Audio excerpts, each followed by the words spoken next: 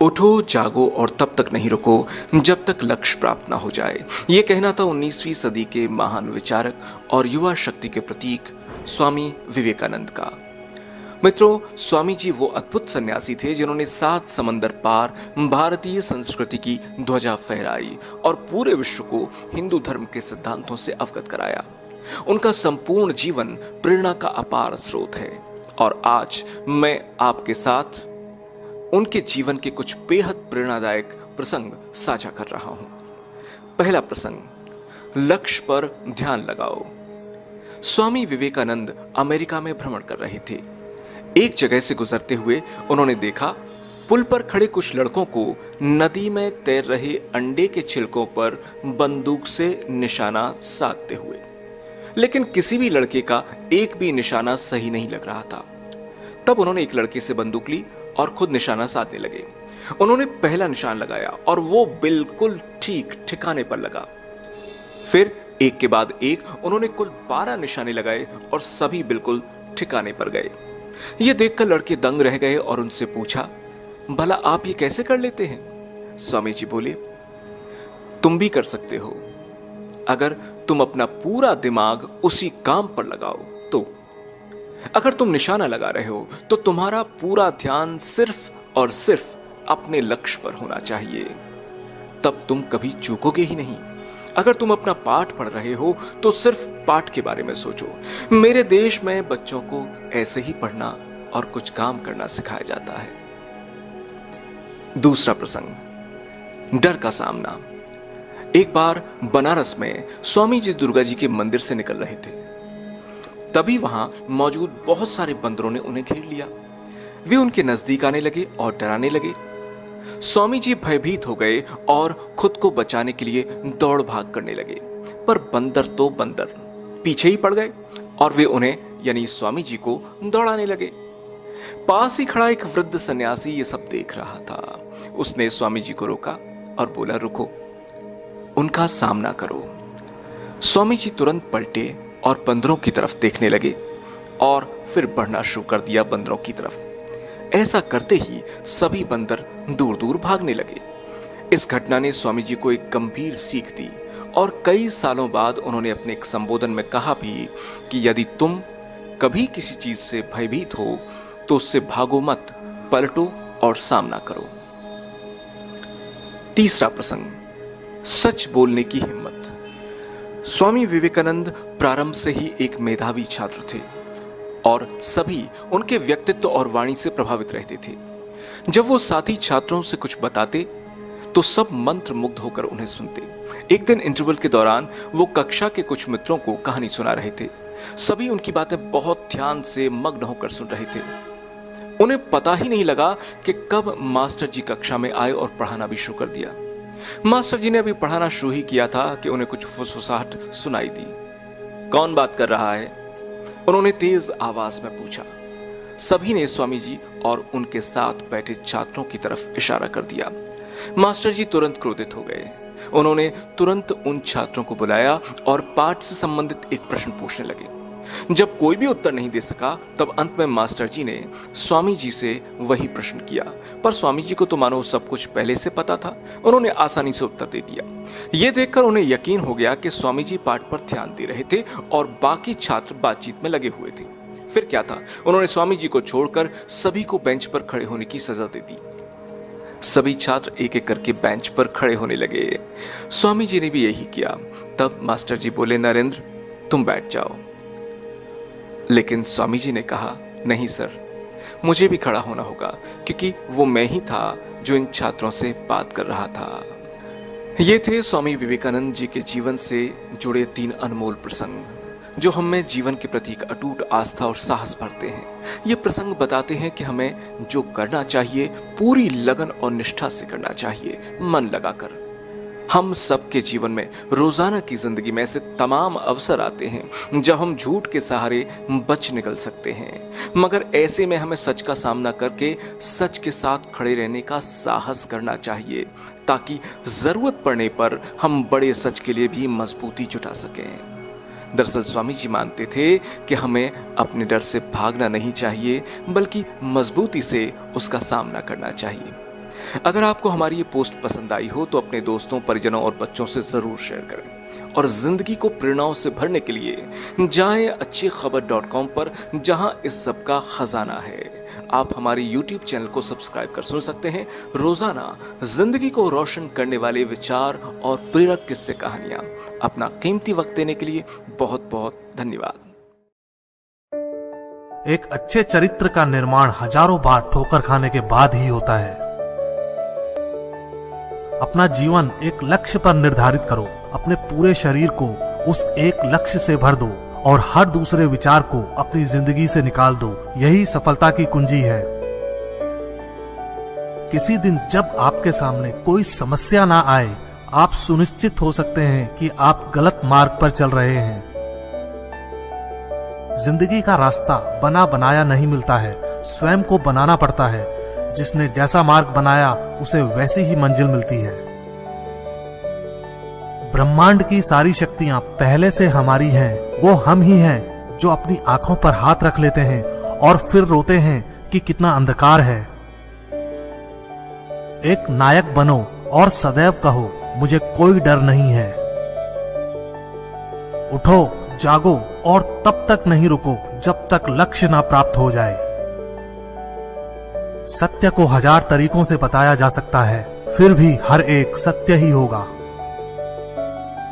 बस वही जीते हैं जो दूसरों के लिए जीते हैं। हम भले ही पुराने सड़े घाव को स्वर्ण से ढककर रखने की चेष्टा करें, एक दिन ऐसा आएगा जब वह स्वर्ण वस्त्र खिसक जाएगा और वह घाव अत्यंत विभत्स रूप में आंखों के सामने प्रकट हो जाएगा। संभव की सीमा जानने का केवल एक ही तरीका है, असंभव से भी आगे निकल जाना। जीवन में ज्यादा रिश्ते होना जरूरी नहीं है, पर जो रिश्ते हैं उनमें जीवन होना जरूरी है। जितना बड़ा संघर्ष होगा, जीत उतनी ही बड़ी होगी। दिन में आप एक बार स्वयं से बात करें, अन्यथा आप एक बेहतरीन इंसान से मिलने का मौका चूक जाएंगे। आकांक्षा, अज्ञानता और असमानता ये बंधन की त्रिमूर्तियां हैं। कुछ सच्चे, ईमानदार और ऊर्जावान पुरुष और महिलाएं जितना कोई भीड़ एक सदी में कर सकती है, उससे अधिक एक वर्ष में कर सकते हैं। दुनिया मजाक करे या तिरस्कार, उसकी परवाह किए बिना मनुष्य को अपना कर्तव्य करते रहना चाहिए। जिस तरह से विभिन्न स्रोतों से उत्पन्न धाराएं अपना जल समुद्र में मिला देती हैं, उसी प्रकार मनुष्य द्वारा चुना हर मार्ग, चाहे अच्छा हो या बुरा, भगवान तक जाता है। उठो मेरे शेरों, इस भ्रम को मिटा दो कि तुम निर्बल हो। तुम एक अमर आत्मा हो, स्वच्छंद जीव हो, धन्य हो, सनातन हो। तुम तत्व नहीं हो, ना ही शरीर हो। तत्व तुम्हारा सेवक है, तुम तत्व के सेवक नहीं हो। किसी की निंदा ना करें। अगर आप मदद के लिए हाथ बढ़ा सकते हैं तो जरूर बढ़ाएं। अगर नहीं बढ़ा सकते तो अपने हाथ जोड़िए, अपने भाइयों को आशीर्वाद दीजिए और उन्हें उनके मार्ग पर जाने दीजिए। कभी मत सोचिए कि आत्मा के लिए कुछ असंभव है। ऐसा सोचना सबसे बड़ा विधर्म है। अगर कोई पाप है तो वो यही है, ये कहना कि तुम निर्बल हो या अन्य निर्बल हैं। अगर धन दूसरों की भलाई करने में मदद करे तो इसका कुछ मूल्य है, अन्यथा ये सिर्फ बुराई का एक ढेर है और इससे जितनी जल्दी छुटकारा मिल जाए उतना बेहतर है। हम वो हैं जो हमें हमारी सोच ने बनाया है, इसलिए इस बात का ध्यान रखिए कि आप क्या सोचते हैं। शब्द गौण हैं, विचार रहते हैं, वे दूर तक यात्रा करते हैं। विश्व एक व्यायामशाला है जहां हम खुद को मजबूत बनाने के लिए आते हैं। बाहरी स्वभाव केवल अंदरूनी स्वभाव का बड़ा रूप है। डर निर्बलता की निशानी है। देश की स्त्रियां विद्या बुद्धि अर्जित करें, मैं यह हृदय से चाहता हूं, लेकिन पवित्रता की बलि देकर यदि यह करना पड़े तो कदापि नहीं। खड़े हो जाओ, हिम्मतवान बनो, ताकतवर बन जाओ। सब जवाबदारियां अपने सर पर ओढ़ लो और समझो कि अपने नसीब के रचयिता आप खुद हो। जिंदगी बहुत छोटी है। दुनिया में किसी भी चीज का घमंड अस्थायी है, पर जीवन केवल वही जी रहा है जो दूसरों के लिए जी रहा है, बाकी सभी जीवित से अधिक मृत हैं। जिस शिक्षा से हम अपना जीवन निर्माण कर सकें, मनुष्य बन सकें, चरित्र गठन कर सकें और विचारों का सामंजस्य कर सकें, वही वास्तव में शिक्षा कहलाने योग्य है। भय और अधूरी इच्छाएं ही समस्त दुखों का मूल हैं। लगातार पवित्र विचार करते रहें। बुरे संस्कारों को दबाने के लिए एकमात्र समाधान यही है। वेदांत कोई पाप नहीं जानता, वो केवल त्रुटि जानता है। और वेदांत कहता है कि सबसे बड़ी त्रुटि यह कहना है कि तुम कमजोर हो, तुम पापी हो, तुम एक तुच्छ प्राणी हो और तुम्हारे पास कोई शक्ति नहीं है और तुम ये वो नहीं कर सकते। दिल और दिमाग के टकराव में दिल की सुनो। सबसे बड़ा धर्म है अपने स्वभाव के प्रति सच्चे होना। स्वयं पर विश्वास करो। जो अग्नि हमें गर्मी देती है, हमें नष्ट भी कर सकती है। यह अग्नि का दोष नहीं है। जो तुम सोचोगे वो हो जाओगे। यदि तुम खुद को कमजोर सोचते हो, तुम कमजोर हो जाओगे। अगर खुद को ताकतवर सोचते हो, तुम ताकतवर हो जाओगे।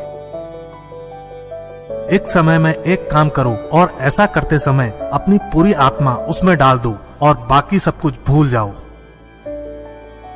पढ़ने के लिए जरूरी है एकाग्रता। एकाग्रता के लिए जरूरी है ध्यान। ध्यान से ही हम इंद्रियों पर संयम रखकर एकाग्रता प्राप्त कर सकते हैं। कुछ मत पूछो, बदले में कुछ मत मांगो। जो देना है वो दो, वो तुम तक वापस आएगा, पर उसके बारे में अभी मत सोचो। स्वयं में बहुत सी कमियों के बावजूद अगर मैं स्वयं से प्रेम कर सकता हूँ, तो दूसरों में थोड़ी बहुत कमियों की वजह से उनसे घृणा कैसे कर सकता हूँ। खुद को कमजोर समझना सबसे बड़ा पाप है। जीवन का रहस्य भोग में नहीं, अनुभव के द्वारा शिक्षा प्राप्ति में है। धन्य है वो लोग जिनके शरीर दूसरों की सेवा करने में नष्ट हो जाते हैं। किसी मकसद के लिए खड़े हों तो एक पेड़ की तरह, गिरो तो एक बीज की तरह, ताकि दोबारा उगकर उसी मकसद के लिए जंग कर सको। श्री रामकृष्ण कहा करते थे, जब तक मैं जीवित हूं तब तक मैं सीखता रहूंगा। वह व्यक्ति या समाज जिसके पास सीखने को कुछ नहीं है, वह पहले ही मौत के जबड़े में है। पवित्रता, धैर्य तथा प्रयत्न के द्वारा सारी बाधाएं दूर हो जाती हैं। इसमें कोई संदेह नहीं कि महान कार्य सभी धीरे धीरे होते हैं। हम जो बोते हैं वो काटते हैं। हम स्वयं अपने भाग्य के विधाता हैं। हवा बह रही है, वो जहाज जिनके पाल खुले हैं इससे टकराते हैं और अपनी दिशा में आगे बढ़ते हैं, पर जिनके पाल बंधे हैं हवा को नहीं पकड़ पाते। क्या यह हवा की गलती है? हम खुद अपना भाग्य बनाते हैं। विश्व में अधिकांश लोग इसलिए असफल हो जाते हैं क्योंकि उनमें समय पर साहस का संचार नहीं हो पाता। वो भयभीत हो उठते हैं। शक्ति जीवन है, निर्बलता मृत्यु है। विस्तार जीवन है, संकुचन मृत्यु है। प्रेम जीवन है, द्वेष मृत्यु है। सुख और दुख सिक्के के दो पहलू हैं। सुख जब मनुष्य के पास आता है तो दुख का मुकुट पहनकर आता है।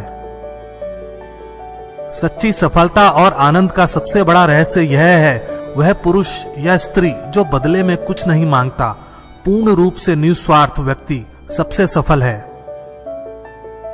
प्रेम विस्तार है, स्वार्थ संकुचन है।